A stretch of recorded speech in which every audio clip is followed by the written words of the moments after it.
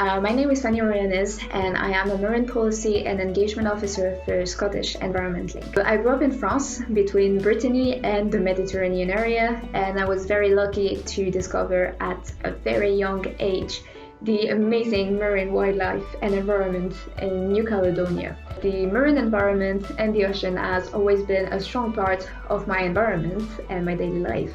And I think that's why I naturally decided to contribute to its protection. Scotlink is Scotland's voluntary environment community. We have over 40 member bodies representing a broad spectrum of environmental interests, and we are all working together for this common goal of contributing to a more environmentally sustainable society.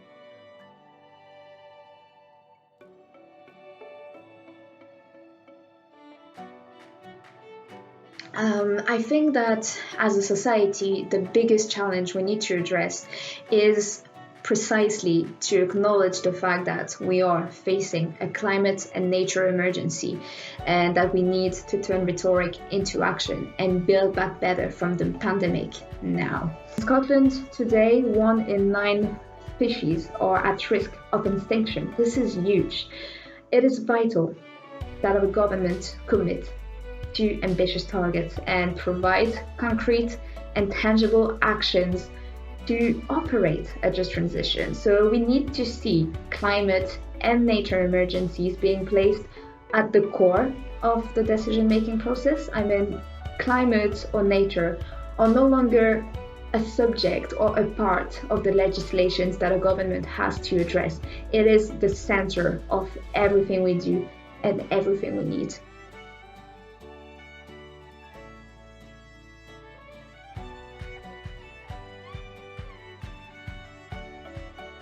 A solution that I would like to see further developed and expanded are what we call a nature-based solution for climate change. These solutions involve conserving, restoring, and better managing ecosystems so we can help them recover, being stronger, and then in return deliver what we call the ecosystem services that they provide us, and that are so vital for humans and for societies, the foundation of the marine economy. And it's also essential for us to mitigate and to regulate the climate. Coastal and marine habitats, such as seagrass meadows, are hotspots for biodiversity. They store carbon. They are essential for increasing people's resilience to climate change. So yes, developing and supporting restoration projects and nature-based solutions are, for me, essential and can really benefit both nature and climate.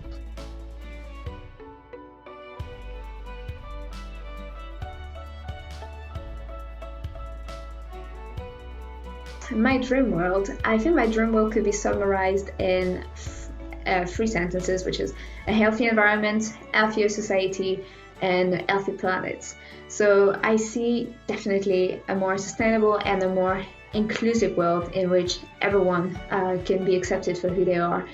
And I can see a world in which anyone can access and enjoy a thriving and healthy nature. So I think this world is somehow a world in the future in which we manage to address climate change and reverse the nature loss we are facing now.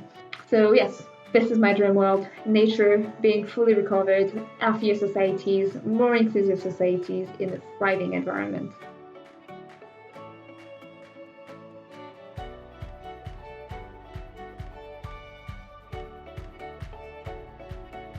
Well, set nature on a path of recovery and commit to delivering ocean recovery. The members of Scottish Environment Link's Save Scottish Seas Coalition are calling the Scottish Government to commit to an ambitious ocean recovery target to return Scotland's seas to health, make sure they are as resilient as possible to help us in the fight for climate change, and also making sure that the Scottish seas will support coastal communities and their livelihood.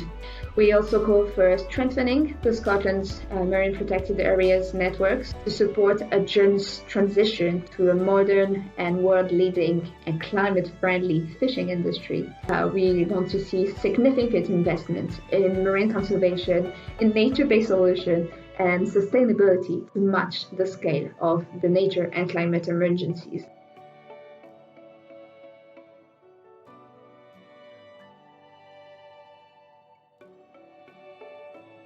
What I hope from the COP26?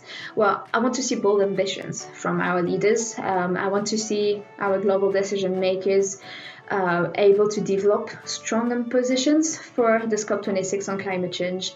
I want to see them championing the importance of ocean recovery in helping tackle the climate change. What I really want to say is that, seriously, this COP could be the last world's best chance to tackle the climate emergency. So what I really hope to see from this COP26 are this strong ambition and this commitment to protect at least 30% of our lands and 30% of our seas, and make sure that this 30 by 30 of seas and lands are highly protected and well managed. Once again, if we don't act now, we're doomed. So decision makers, please hear us and don't fail your citizens.